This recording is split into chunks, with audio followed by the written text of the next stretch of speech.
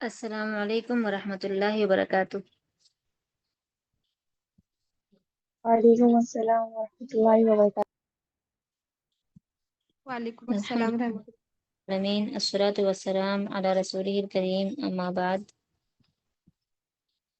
فاعوذ باللہ من الشیطان الرجیم، بسم اللہ الرحمن الرحیم۔ قال رسول اللہ صلی اللہ علیہ وسلم الدعاء هو العبادہ۔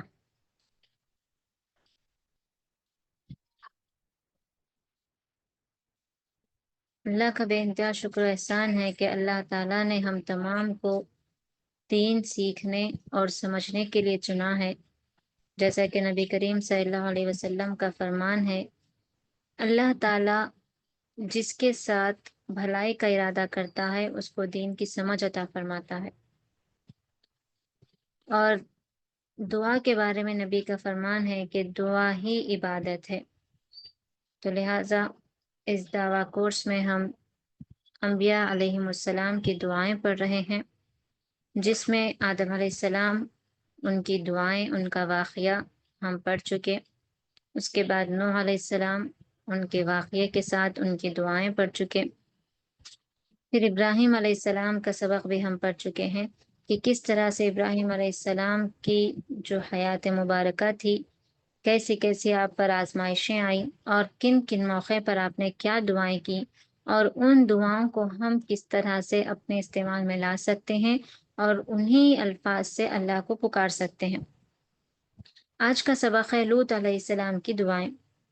لوط علیہ السلام اللہ تعالیٰ کے نبی تھے، برگزیدہ بندے تھے، اور یہ جو ہے ابراہیم علیہ السلام کے زمانے میں ہی موجود تھے۔ بعض کہتے ہیں کہ لوط علیہ السلام ابراہیم علیہ السلام کے بھتیجے ہیں، پہلا قول، دوسرا قول چچیرے بھائی ہیں، واللہ عالم بالصواب، لیکن بھتیجا ہی زیادہ تر ملتا ہے۔ تو ابراہیم علیہ السلام جب اپنا شہر چھوڑ رہے تھے تو اس وقت آپ کے ساتھ سارہ علیہ السلام تھی اور لوط علیہ السلام تھے، دونوں کو لے کر آپ نے شہر چھوڑ دیا تھا۔ تو لوط علیہ السلام کو بھی اللہ تعالیٰ نے نبی بنایا اور سدوم نامی علاقے کی طرف آپ کو مبعوث فرمایا۔ لوط علیہ السلام ان کے بیچ میں رہتے تھے، ان کو دعوت و تبلیغ کی طرف بلاتے تھے، توحید کی طرف بلاتے تھے، لیکن وہ بھی بہت زیادہ مجرم، فاجر اور فاسق والے لوگ تھے۔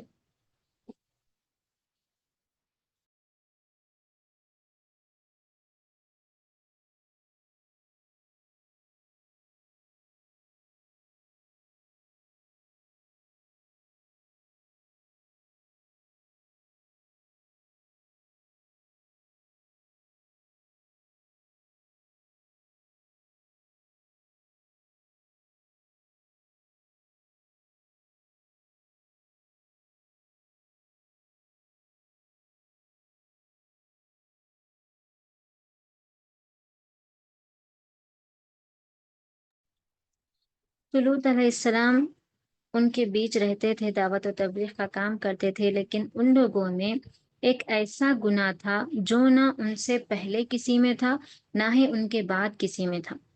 اسے کہتے ہیں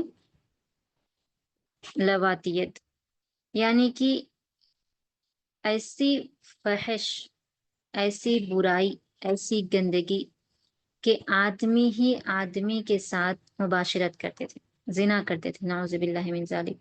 تو یہ گناہ ان کے اندر پایا جاتا تھا۔ لوط علیہ السلام سمجھاتے تھے، روکتے تھے، لیکن وہ نہیں مانتے تھے۔ ان کو ہمیشہ سمجھایا کرتے تھے کہ تمہارے لیے عورتیں بنائی گئی ہیں، تم عورتوں سے سکون حاصل کرو، لیکن وہ اتنے بد کردار، بد اخلاق، ایسے بدتمیز، غلاظت ان کے ذہنوں میں بھری ہوئی تھی کہ نعوذ باللہ من ذالک راستوں میں کوئی انجان انسان جو سفر کر کے ان کے شہر پہنچتا تھا یا کسی تجارت کے سلسلے میں یا کسی کام کے سلسلے میں آتا تھا تو ان پر بھی ڈاکہ ڈال دیتے تھے، ان کے مال کو چھین لیتے تھے، یہاں تک کہ ان کی عزت بھی تار تار کر دیتے تھے۔ تو ایسی صورت میں لوگ وہاں پر جانے سے ڈرنے لگے اور جانا بند کر دیے۔ تو اس کے بعد یہ لوگ کیا کرے، اپنے ہی لوگوں میں، اپنے ہی شہر میں، اپنے ہی قوم کے ساتھ نعوذ باللہ اپنے تہبند کھول دیتے تھے اور گندگی ایک دوسرے کے ساتھ کرتے تھے۔ تو اس طرح کی حرکت کی وجہ سے جب نبی بار بار ان کو سمجھاتے رہے پھر بھی وہ نہیں مانے، تب آپ نے لوط علیہ السلام نے دعا کی، جو سورۃ العنکبوت آیت نمبر 30 میں موجود ہے، رب انصرنی علی القوم المفسدین، اے میرے پروردگار ان مفسد فاسد لوگوں کے مقابلے میں میری مدد فرمائیے۔ یعنی کہ اب یہ بالکل بھی ہدایت پانے والے نہیں ہیں، فسد ہے، فاسد ہے یہ لوگ، مفسدین ہے یہ لوگ، اب ان کو سمجھانا نہ سمجھانا ایک برابر ہے، تو اب میری ان کے مدد فرما ان کے سامنے، کیونکہ اب میں تھک گیا ہوں، اب یہ لوگ نہیں ماننے والے ہیں۔ بہت ہی غلاظت ان کے اندر پھیل چکی ہے۔ تو ایسی صورت میں اللہ تعالیٰ کیا کرے، اس قوم پر عذاب بھیجے۔ لیکن سب سے پہلے جو فرشتے تھے ان کی آزمائش کے لیے ایک تھوڑا سا امتحان بھی اللہ تعالیٰ نے ان کے لیے رکھ دیا۔ تو جب فرشتوں کو اللہ تعالیٰ نے مبعوث فرمایا تو وہ سب سے پہلے ابراہیم علیہ السلام کے پاس گئے، انہیں سارہ علیہ السلام سے یعقوب علیہ السلام کے پیدا ہونے کی خوشخبری دی، پھر کہا کہ ہم لوط علیہ السلام کے پاس جا رہے ہیں تاکہ ان کی قوم پر عذاب نازل کرے اللہ کے حکم سے۔ تو ابراہیم علیہ السلام نے فرمایا کہ اس میں اگر کوئی کم سے کم گنتی کے کچھ لوگ ایمان والے ہیں تو ان کا کیا ہوگا؟ فرشتوں نے کہا کہ انہیں بچا لیا جائے گا۔ پھر ابراہیم علیہ السلام نے پوچھا کہ اگر صرف 3-4 رہے تو؟ انہوں نے کہا کہ انہیں بچا لیا جائے گا۔ پھر کہا کہ اگر ایک ہی انسان رہا تو؟ کہا کہ ہاں انہیں بھی بچا لیا جائے گا۔ یعنی ابراہیم علیہ السلام کو اپنے بھتیجے کے لیے ڈر تھا کہ اگر عذاب نازل ہو گیا تو پھر ان کا کیا ہوگا، کیونکہ وہ تو نیک بندے ہیں، اللہ کے برگزیدہ بندے ہیں۔ تو جب فرشتوں نے یہ بات کہی ابراہیم علیہ السلام مطمئن ہو گئے اور فرشتے وہاں سے سیدھا لوط علیہ السلام کے گھر پہنچے۔ لیکن لوط علیہ السلام کی جو بیوی تھی وہ بھی کافرہ تھی، وہ بھی ان فاسدوں کے ساتھ ملی ہوئی تھی۔ کوئی بھی نیا انسان لوط علیہ السلام کے گھر آتا تو وہ فوراً جا کے اپنے قوم کو اطلاع کر دیتی تھی۔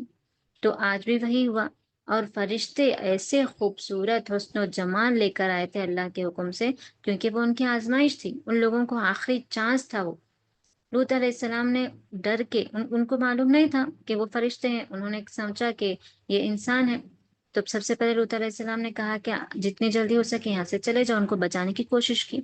پر جب لوط علیہ السلام کی ڈر، ہیبت، ان کی کیفیت دیکھ کر فرشتوں کو یہ معلوم ہو گیا کہ اب آپ برداشت نہیں کر سکتے، آپ کو یہ ڈر ہے کہ کہیں ہمارے ساتھ نقصان نہ ہو جائے، تب فرشتے آپ ان کے سامنے یہ بات کھول دیتے ہیں کہ اے اللہ کے نبی آپ مت ڈریے، ہم کوئی عام انسان نہیں ہے، ہم فرشتے ہیں، بس اللہ تعالیٰ نے آپ کو حکم دیا ہے کہ آپ یہاں سے اپنے ایمان والوں کو لے کر نکل جائیے، اپنے گھر والوں کو لے کر نکل جائیے اور پیچھے پلٹ کر مت دیکھیے۔ تو لوط علیہ السلام سب کو لے کر وہاں سے چلنے لگتے، لیکن آپ کی جو بیوی تھی وہ تو پہلے سے ہی کافروں میں سے تھی، منافقوں میں سے تھی، فاسدوں میں سے تھی، وہ پلٹ کر دیکھ لیتی ہے اور وہ بھی عذاب کا شکار ہو جاتی ہے۔ تو لوط علیہ السلام کو جو ماننے والے تھے، جو پیچھے نہیں پلٹ کے دیکھتے، ان کو اللہ تعالیٰ نے بچا لیا۔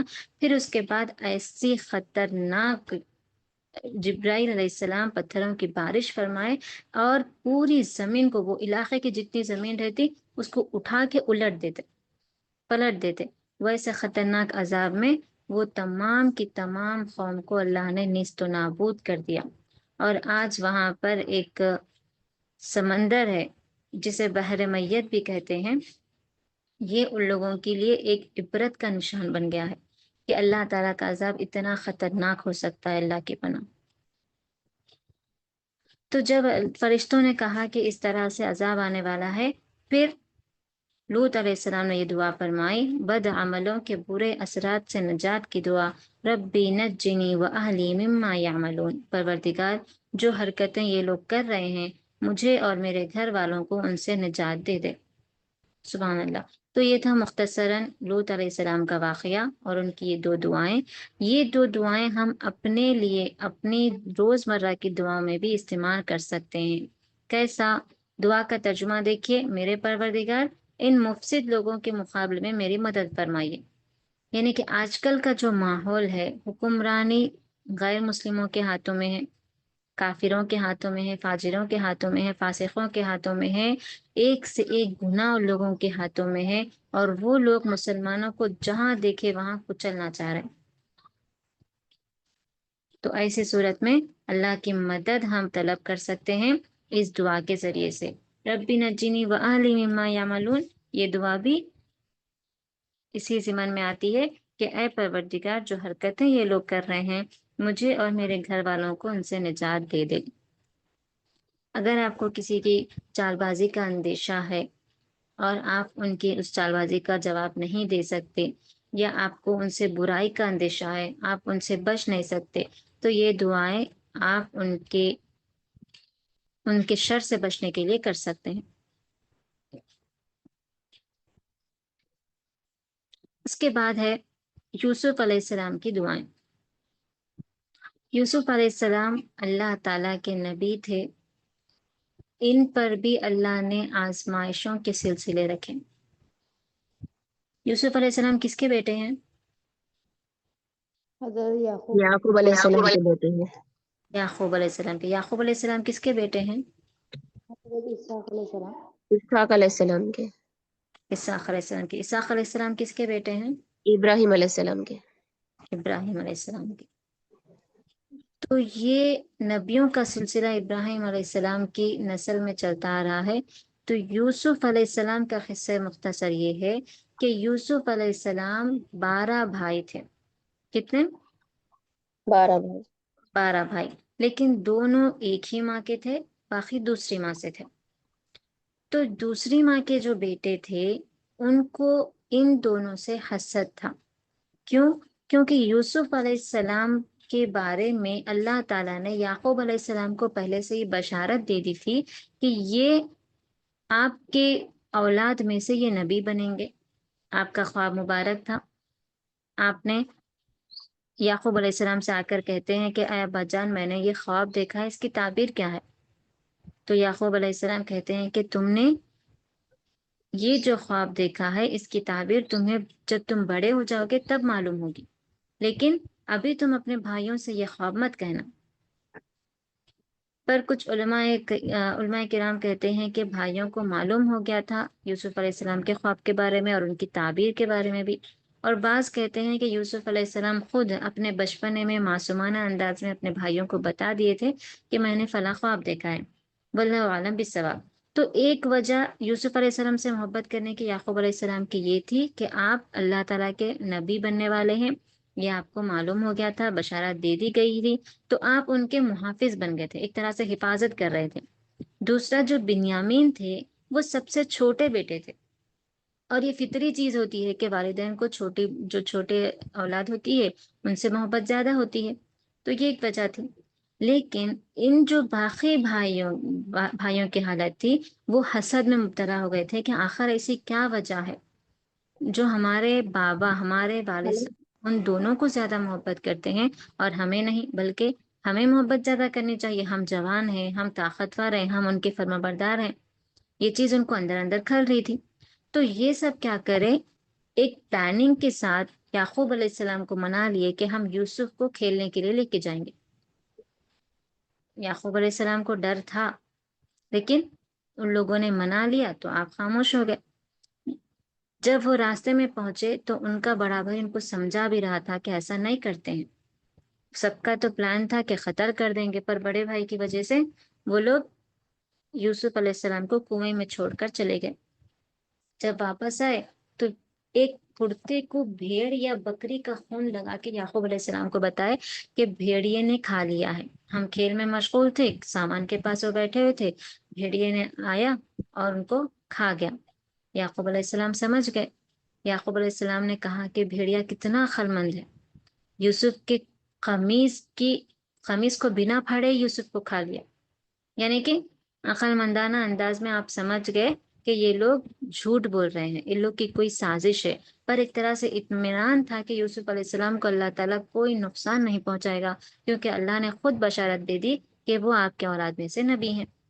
تو یعقوب علیہ السلام ایک طرح مطمئن تھے کہ آپ ٹھیک ہوں گے، آپ صحیح ہوں گے، آپ اللہ کے حفظ امان میں ہوں گے۔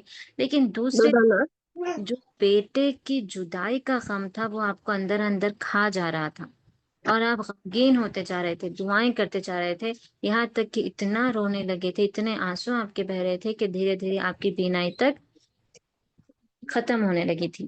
ہاں، یوسف علیہ السلام کے ساتھ ہوتا یہ ہے، یوسف علیہ السلام کو ان کے بھائی کنویں میں ڈال کر چلے جاتے ہیں، وہاں سے قافلہ گزرتا اور وہ قافلہ پانی کے لیے کنویں میں ڈول ڈالتا، جو پانی کھینچتے نا وہ، جب ڈول جیسے ہی کنویں میں گرتا یوسف علیہ السلام اس کو پکڑ لیتے مضبوطی سے، لوگ جھانک کے دیکھتے تو دیکھتے ہیں کہ وہاں پر بچہ ہے، ان کو نکال لیا جاتا۔ نکال لینے کے بعد وہ قافلے والے کیا کرتے، تھوڑی آگے جانے کے بعد مصر کا ایک قافلہ جو ملتا اس کے وہاں پر عزیز مصر بھی رہتا اس قافلے میں، تو ان کو وہ بچہ بیچ دیتے، کچھ سکوں میں یوسف کو بیچ دیتے۔ عزیز مصر کیا کرتا، اس بچے کو لے کے، یوسف علیہ السلام کو لے کے اپنے گھر جاتا ہے اور جا کے اپنی بیوی سے کہتا ہے کہ تم اس کی اچھی سے دیکھ بھال کرنا، اس کا خیال رکھنا، میں اس کے ماتھے پر، اس کے پیشانی پر برکت کے آثار دیکھتا ہوں، ہو سکتا ہے یہ بڑے ہو کر میرے کام آئے یا ہم اس کو بیٹا بنا لیں۔ اس کی نیت اچھی تھی، غلام بنانے کی نیت نہیں تھی، لیکن یہ جو عزیز مصر کی بیوی تھی، دھیرے دھیرے جیسے جیسے یوسف علیہ السلام جوان ہوتے گئے، آپ کی خوبصورتی بڑھتی گئی، آپ کا شباب بڑھتے گیا، اس عورت کے دل میں شیطانیت بھی ابھرنے لگی، گناہ کی طرف وہ مائل ہونے لگی۔ اور یوسف علیہ السلام جب جوان ہو گئے، بعض کہتے ہیں کہ وہ 25 کے تھے، بعض کہتے ہیں کہ 35 کے، بعض 40 کے، جب نبی کے قریب، نبی ہونے کے قریب آئے، واللہ عالم بالصواب، تو واقعہ آگے ایسا بڑھتا ہے کہ زلیخا آپ کو مائل کرنے لگی، کوئی بھی گھر میں نہیں تھا، نہ ہی کوئی بستی میں تھا، تو وہ کیا کری، آپ کو اپنی طرف رجھانے لگی، لیکن یوسف علیہ السلام ڈرنے لگے، اور اس وقت آپ نے کہا کہ اس سے بہتر ہوگا کہ میں جیل چلے جاؤں۔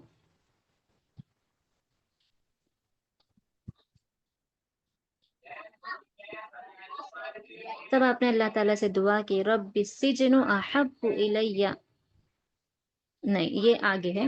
تو بہرحال یہاں پر اس کے بعد جب زلیخا آپ کو اپنی طرف مائل کر رہی تھی، آپ بچ رہے تھے، ایسے بچ رہے تھے کہ آپ آگے بھاگ رہے تھے دروازے کی طرف تاکہ دروازہ کھولیں اور باہر نکل جائیں، اور زلیخا پیچھے سے بھاگ کے آ رہی تھی کہ آپ کو روک سکے، لیکن پیچھے سے بھاگنے میں اس کے ہاتھوں سے یوسف پاپا کو بند کرو۔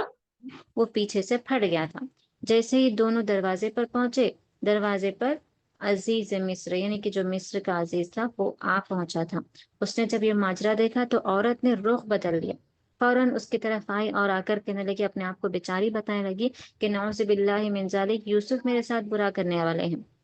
تو اس وقت میں تیسیر الرحمن میں اس طرح سے ملتا ہے کہ کچھ رشتہ دار بھی وہاں موجود ہو گئے تھے، اور ایک رشتہ دار کا بچہ چھوٹا گود میں تھا، اس کے منہ سے اللہ نے گواہی دلوائی، اللہ نے اس طرح سے حکیمانہ بات کہلوائی کہ اگر کرتا سامنے سے پھٹا ہے تو یوسف گناہگار، اگر پیچھے سے پھٹا ہے تو عورت گناہگار۔ دیکھنے پر معلوم ہوا کہ کرتا پیچھے سے پھٹا ہوا ہے، تو عزیز مصر سمجھ گئے کہ عورت ہی بری ہے، لیکن معلوم یہ ہوتا ہے کہ عزیز مصر کو اس کی بیوی بہت چہیتی تھی، اس کی ہر غلطی پر وہ پردہ ڈال دیتے تھے، اور ایک طرح سے ان کو یہ گمان تھا کہ کہیں یہ بات اگر باہر چلے گئی تو بے عزتی کی بات ہو جائے گی، بدگمانی زیادہ پھیل جائے گی، تو لہٰذا انہوں نے بات کو وہیں ختم کرنے کی ٹھانی، اور بیوی کو بھی سمجھا دیا اور یوسف کو بھی سمجھا دیا، اور وہاں سے اس بات کو ختم کر کے چلے گئے۔ لیکن یہ بات کہیں نہ کہیں سے پھیلنی تھی، وہاں پر کچھ رشتے دار بھی موجود تھے، جیسے کہ ابھی جو قصہ ہوا، تو لوگوں میں ایسی باتیں پھیلنے لگی، اور عورتیں خاص کر کے اس بات کو کہیں اور لے جانے لگی، اور وہ بات صحیح بھی تھی، عزیز مصر کی جو بیوی تھی زلیخا تھی، اس کے بارے میں بدگمانی پھیل گئی، تو یہ اس سے برداشت نہیں ہوا، اس نے کیا کیا، اپنے خاندان کی، محلے کی 40 عورتوں کو اپنے گھر پہ بلوایا، اور اس میں وہ عورتیں بھی تھی جو بڑھ چڑھ کر اس کی برائی کر رہی تھی، بدگمانی پھیلا رہے تھے، اس کی باتیں، یوسف کے ساتھ جو قصہ ہوا وہ سب کو بتا رہے تھے، تو ان کو بھی بلائے، بلانے کے بعد اپنے صحن میں اطراف سے گو تکیے لگائے، سب کو بٹھائے، سامنے کچھ گوشت اور پھل فروٹ وغیرہ سامنے لا کر رکھ دی، ان کو ان کی چاقویں بھی دے دی کہ تم خود کاٹو اور کھاؤ۔ اور یوسف کو بھی حکم دیا کہ تم اب ان کے سامنے سے گزرو۔ اس وقت تو یوسف علیہ السلام غلام تھے، ابھی آزاد نہیں ہوئے تھے آپ، ان کو ماننا پڑا بات۔ تو یوسف علیہ السلام جب ان کے سامنے سے گزرے تو وہ جو عورتیں تھیں اتنی کھو گئی ان کو دیکھنے میں کہ اپنے چاقو سے اپنے ہاتھوں کو کاٹ لی، یعنی کہ بس ایسا نہیں کہ پورے ہاتھ کٹ گئے، چر پٹے پڑے، یعنی کہ چاقو ان کے ہاتھوں پہ پڑی۔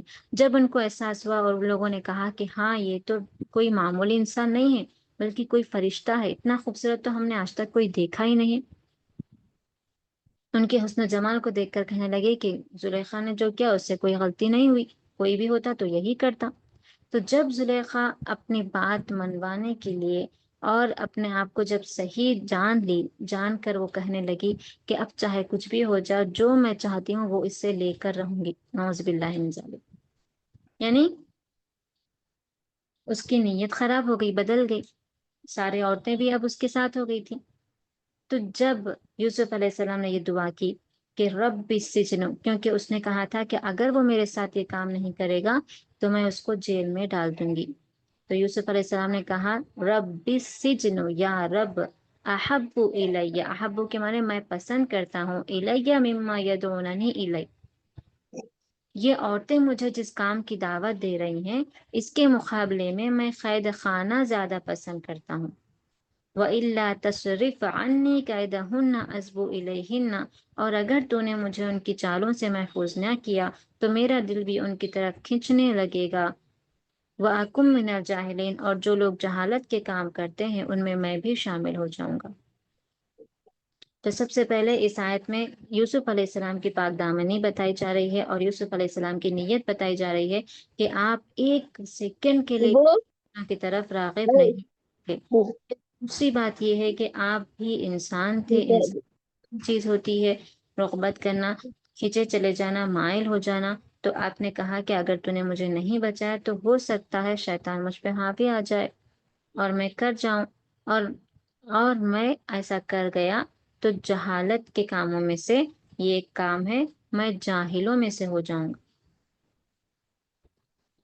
تو جو گناہ آج انسان عام سمجھتے ہیں، کسی سے بھی بات کر لینا، کسی سے بھی ہنس لینا، کسی سے بھی ہینڈ شیک کر لینا، ہگ کر لینا، دوستی کا نام دینا، یہ ساری چیزیں جہالت کی چیزیں ہیں، ایسی ویسی جہالت نہیں بلکہ گناہ والی، زنا والی۔ تو اس سے بچتے رہنا چاہیے، جیسے کہ یوسف علیہ السلام نے کہا کہ مجھے قید خانے میں جانا زیادہ پسند ہے، وہی ہوا، آپ کو جیل میں ڈال دیا گیا کیونکہ آپ نے منع کر دیا تھا۔ اور جو مصر عزیز تھا مصر کا، وہ اپنی بیوی کی بات کو نہیں ٹال سکا، اور ہو سکتا تھا کہ اگر اس کی بیوی اس سے یہ مطالبہ بھی کر لیتی تو بھی وہ ہاں کہہ دیتا، کیونکہ اس کے لیے وہ کچھ بھی بات نہیں تھی۔ تو لہٰذا یوسف علیہ السلام جیل میں جانا پسند کرے اور جیل میں چلے گئے۔ وقت گزرتا گیا، وہاں پر جانے کے بعد جیل میں دو آدمیوں سے ملاقات ہوئی۔ وہ جو آدمی تھے وہ لوگ بادشاہ کے کھانے میں زہر ملائے تھے، پکڑے گئے، ان کو عمر قید کی سزا ہو گئی۔ لیکن دونوں کو بھی خواب آتا ہے اور وہ دونوں پریشان ہوتے ہیں۔ یوسف علیہ السلام پوچھتے ہیں کہ کیا بات ہے؟ تو وہ دونوں کہتے ہیں کہ ہم نے خواب دیکھا ہے، اپنا خواب بیان کرتے۔ ایک کہتا کہ میں نان بائی ہوں، تو میں نے خواب میں دیکھا کہ میرے سر پہ روٹی کا ٹوکرا رکھا ہوا ہے اور اس سے پرندے نوش نوش کے روٹی کھا رہے ہیں۔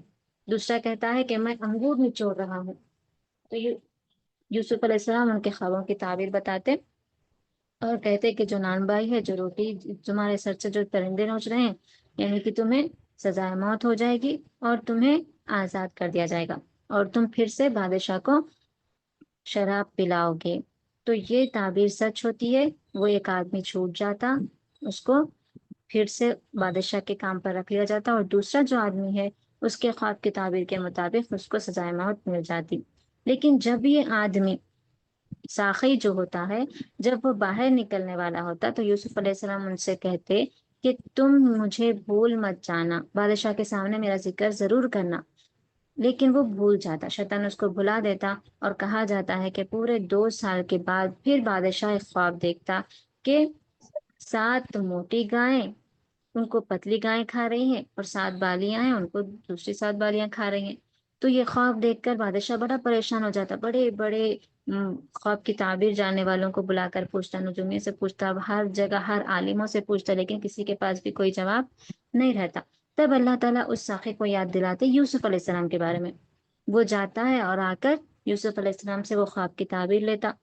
تو یوسف علیہ السلام کا حکیمانہ انداز دیکھیے کہ آپ نہ اس کو ڈانٹے، آپ نہ اس سے غصہ ہوئے، آپ نہ اس کا گریبان پکڑے، نہ ہی اس کو کچھ بولے، بس حکیمانہ انداز سے اپنا جواب دے دیے۔ وہ گیا بادشاہ کو خواب کی تعبیر بتائی، تو بادشاہ کے جیسے ہی خواب کی تعبیر اس نے سنی، اللہ نے اس کے دل میں مطمئن اس کو اطمینان حاصل کروا دیا اور اس کے دل میں ڈال دیا کہ یہ بات سچ ہے، یہ خواب کی تعبیر سچ ہے، مجھے ایسے ہی کرنا چاہیے۔ اور جس نے یہ خواب کی تعبیر بتائی وہ بھی بڑا بااخلاق انسان ہوگا، اس کے لیے جیل مناسب جگہ ہو ہی نہیں سکتی، تو لہٰذا تم اس کو باہر نکال لو۔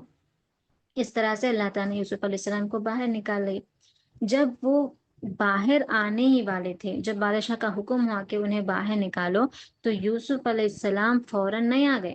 یوسف علیہ السلام نے پہلے جانچ کروائی کہ ان عورتوں کا کیا حال ہے۔ آپ صرف زلیخا کے بارے میں نہیں پوچھے، عورتوں کے بارے میں پوچھے، ان عورتوں کا کیا حال ہے۔ کیوں؟ کیونکہ سب کے سب اس زلیخا کی بات پہ راضی ہو گئے تھے، ہے نا۔ تو جب ان تمام عورتوں نے یوسف علیہ السلام کی گواہی دی کہ بے شک یوسف علیہ السلام پاک دامن ہے، آپ سے کوئی گناہ تو کیا غلطی بھی سرزد نہیں ہوئی ہے، اور یہ سب کچھ زلیخا کی کارستانی ہے، زلیخا کی وجہ سے ہوا ہے، اور زلیخا نے بھی اعتراف کر لیا اور معافی بھی مانگ لی، تب یوسف علیہ السلام باہر آئے۔ جب بادشاہ سے ملاقات ہوئی تو بادشاہ آپ کے اخلاق سے بڑے متاثر ہوئے، پہلے خلیفہ بنائے، پھر نائب بنائے، پھر کہا کہ تم تمام مصر کے حاکم ہو۔ لیکن یوسف علیہ السلام نے کہا کہ جس طرح سے آپ کو خواب آیا ہے، جس طرح سے میں نے آپ کو خواب کی تعبیر بتائی ہے، بہتر ہوگا کہ آپ مجھے خزانچی بنا لیں، اور میں اپنے علم و حکمت سے ان چیزوں کو اچھی طریقے سے جوڑ کر رکھوں گا تاکہ وہ بعد میں قحط سالی میں کام آئے۔ بادشاہ مان گیا۔ تو اس طرح سے یوسف علیہ السلام مصر کے حاکم خزانچی بن گئے، یہاں تک کہ وہ بادشاہ جو تھا اپنی بیٹیوں میں سے ایک بیٹی سے یوسف علیہ السلام کی شادی بھی کروا دیتا ہے۔ اس طرح یوسف علیہ السلام مصر پر قابض ہو گئے۔ اب ہوتا یہ ہے کہ جیسا خواب کی تعبیر تھی ویسے ہی اطراف و اکناف قحط سالی ہو جاتی، سوائے مصر کے۔ کیوں؟ کیونکہ یوسف علیہ السلام نے پہلے سے تیاری کر رکھی تھی، اور یہ بات تمام جگہ مشہور ہو گئی تھی کہ مصر کی جو خزانچی ہے ان کے پاس بہت سارا غلہ ہے، ہر چیز ان کے پاس مہیا ہے، کسی چیز کی کمی نہیں ہے، قحط سالی میں ان کا کوئی نقصان نہیں ہوا ہے۔ تو لوگ دور دور سے کیا ہے، تجارت کے لیے آپ کے پاس آتے تھے، خرید و فروخت کے لیے آتے تھے۔ تو ویسے ہی کنعان سے، کنعان میں کون رہتے تھے؟ یعقوب علیہ السلام۔ کنعان کہاں پر ہے؟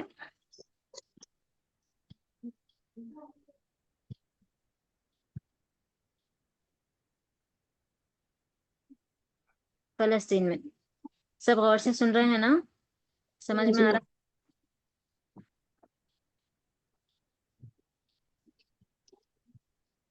غور سے سنیے، اور جو بھی اچھے پوائنٹس آپ کو نیو پوائنٹس لگ رہے ہیں اسے لکھ لیجئے، کچھ سمجھ میں نہیں آ رہا تو آپ لوگ پوچھئے۔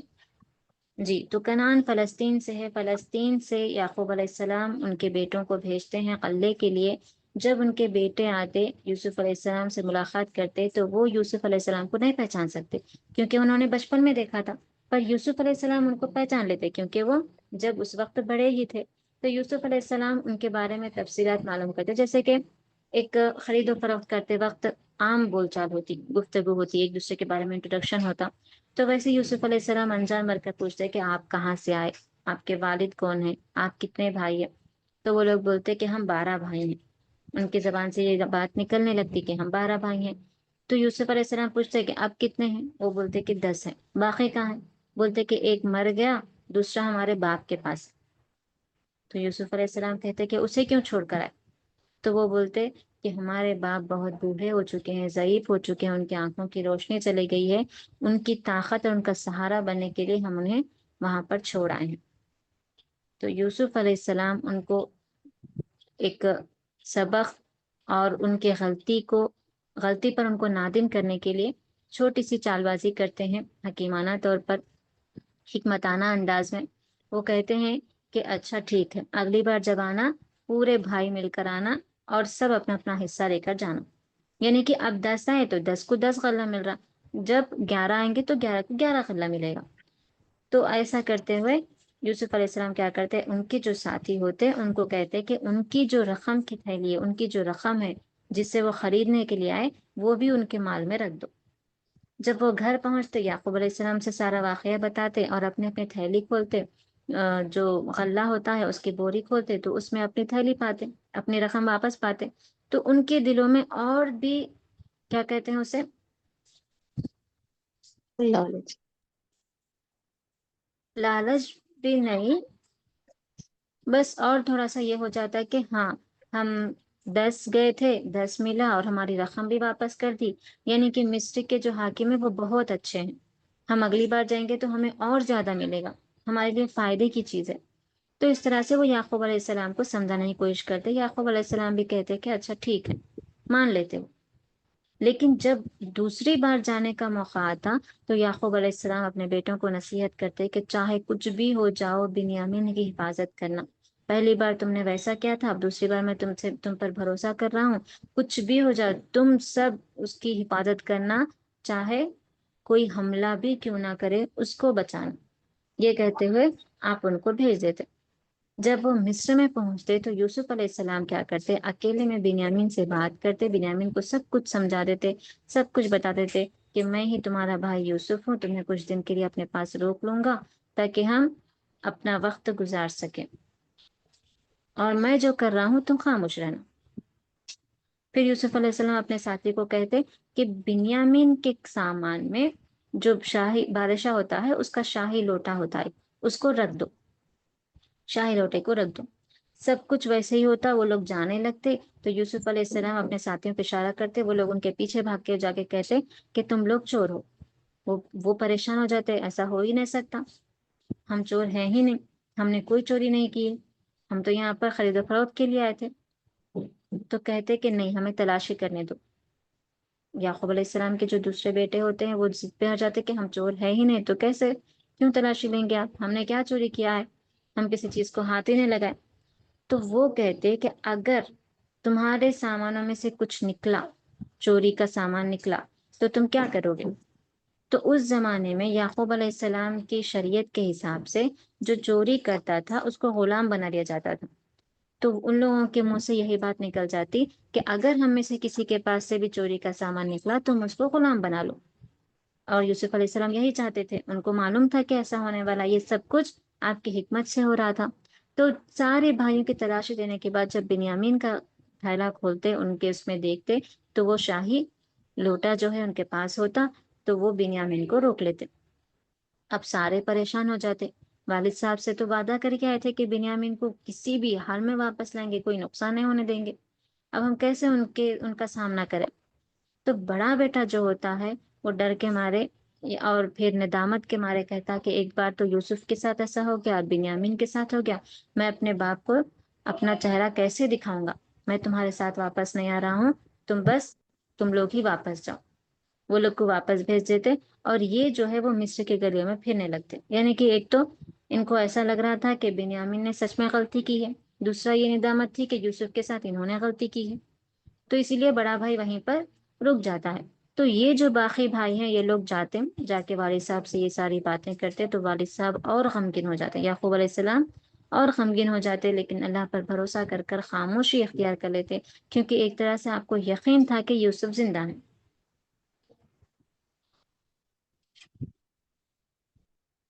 اب اس کے بعد بنیامین یہیں پر ہوتے ہیں. کچھ دن گزرتے, ہفتے گزرتے, یعقوب علیہ السلام رو رو کر اپنی حالت غیر کرنے لگتے, بھائیوں کو ترس آتا, رحم آتا. وہ لوگ کیا کرتے, دوبارہ غلے کے غرض سے پھر سے یوسف علیہ السلام کے پاس جاتے, جا کے آپ سے مؤدبانہ گزارش کرتے, آپ کے سامنے اپنے باپ کی لاچاری بتاتے اور کہتے کہ بنیامین ایسا کیا ہے تو اسے بخش دے, وگرنہ وہ ویسا کر ہی نہیں سکتا. ان کے باپ بڑے برگزیدہ بندے ہیں. تو یوسف علیہ السلام کو ان پر رحم آ جاتا اور وہ کہتے, کیا تم نے اپنے بھائی کے ساتھ جو کیا, اس کو کنویں میں ڈال دیا, اپنے باپ سے اس کو الگ کر دیا, تمہیں اس پر کوئی ندامت ہے, تم اس پر شرمندہ ہو. تو وہ سب یوسف علیہ السلام کو دیکھتے اور پہچان جاتے کہ یہ بات تو صرف یوسف ہی جانتا ہے، یعنی کہ یہ یوسف ہی ہیں۔ پوچھتے کیا تم یوسف ہو؟ پھر کہتے کہ ہاں تم یوسف ہو، اور پھر اپنے غلطی کا اعتراف کر لیتے، معافی مانگ لیتے، کہتے کہ ہم سے غلطی ہو گئی، ہم تم سے اور اللہ تعالیٰ سے معافی مانگتے ہیں، اب تم اپنے والد کو ان کا بیٹا لوٹا دو۔ یہ نہیں بولتے کہ تم بھی ساتھ چلو۔ پھر یوسف علیہ السلام کہتے کہ اچھا ٹھیک ہے، یہ جو میرا کرتا ہے اسے لے کر جاؤ، اللہ کے حکم سے یعقوب علیہ السلام کی بینائی، والد صاحب کی بینائی واپس آ جائے گی، پھر تم اپنے تمام خاندان کو لے کے، اپنے مویشی، اپنے جو کچھ بھی تمہارا ساز و سامان ہے وہ سب لے کر یہاں پر آ جاؤ، اللہ تعالیٰ نے اس سرزمین کو ہمارے لیے منظور کر دیا ہے۔ تو اس وقت ان کا جو خاندان تھا، کہا جاتا ہے وہ 93 ممبرز یا 73 ممبرس تھے، 73 یا 93 ممبرس، پورے خاندان کے، بھائیوں کے، بیویاں، بچے، والدین، سب۔ تو یعقوب علیہ السلام وہ کرتا لیتے ہیں، اپنے آنکھوں پر ڈالتے ہیں، اللہ کے حکم سے آپ کو بینائی واپس آ جاتی ہے، وہ خوش ہو جاتے ہیں۔ جیسے ہی یہ پیغام ملتا ہے مصر کے لیے روانہ ہو جاتے ہیں، مصر آتے ہیں تو یوسف علیہ السلام کو گلے لگا لیتے ہیں، بہت روتے ہیں، لیکن یہ خوشی کے آنسو رہتے ہیں۔ پھر یوسف علیہ السلام اپنے والدین کو، اپنے بھائیوں کو، سب کو جمع کرتے، ان کو شاہی تخت پر بٹھاتے اور تعظیم ان کے سامنے سب کے سب سجدہ کرتے۔ تو یوسف علیہ السلام کہتے کہ اے ابا، آج میرا خواب مکمل ہو گیا۔ اور اس وقت یوسف علیہ السلام یہ دعا فرماتے، فاطر السماوات والارض انت ولی فی الدنیا والآخرہ توفنی مسلما والحقنی بالصالحین، یعنی آسمانوں اور زمین کے پیدا کرنے والے تو ہی دنیا اور آخرت میں میرا رکھوالا ہے، مجھے اس حالت میں دنیا سے اٹھانا کہ میں تیرا فرما بردار ہوں، اور مجھے نیک لوگوں میں شامل کرنا۔ سبحان اللہ، یعنی ایک طرف اللہ تعالیٰ سے شکر گزاری کرے، دوسری طرف دنیا اور آخرت کے لیے بھلائی مانگے، اور تیسری طرف نیک اچھی والی موت مانگے، فرما برداری والی موت مانگے۔ اذان ہو رہا، نماز پڑھا، چلو نماز پڑھ بھی کے قرآن بھی پڑھا۔ ہمیں کر سکتے ہیں، یا تو پورا فاطر السماواتی سے پڑھ سکتے، یا توفنی مسلما والحقنی بالصالحین، یہ دعا بھی کر سکتے ہیں۔ بار بار اپنے دعاؤں میں اسے شامل کریے۔ تو الحمدللہ مختصراً لوط علیہ السلام اور یوسف علیہ السلام کے واقعے کے ساتھ ہم نے ان کی دعائیں سیکھی ہیں۔ امید کرتی ہوں کہ آپ تمام کو اچھے سے سمجھا سکی ہوں گی۔ اگر کوئی سوال ہے تو آپ پوچھ سکتے ہیں۔ اور دعاؤں میں یہ 2 دعائیں مختصر ہے، اس کو یاد کریے، اور یہ حالت اسلام پر موت، صالحین میں شمولیت کی دعا، یہ یاد کریے۔ 3 دعائیں یاد کرنا ہے آج کا سبق۔ اللہ تعالیٰ سے دعا ہے کہ اللہ تعالیٰ ہم تمام کو سننے سے زیادہ عمل کرنے کی توفیق عطا فرمائے، ہمارے علم میں اضافہ عطا فرمائے، اور ہمیں فرما برداروں میں سے، نیک لوگوں میں شامل فرما کر حسن خاتمہ عطا فرمائے۔ آمین ثم آمین۔ سبحانک اللہم و بحمدک و نشہد ان لا الہ الا انت و نستغفرک و نتوب الیک۔ باجی لوط علیہ السلام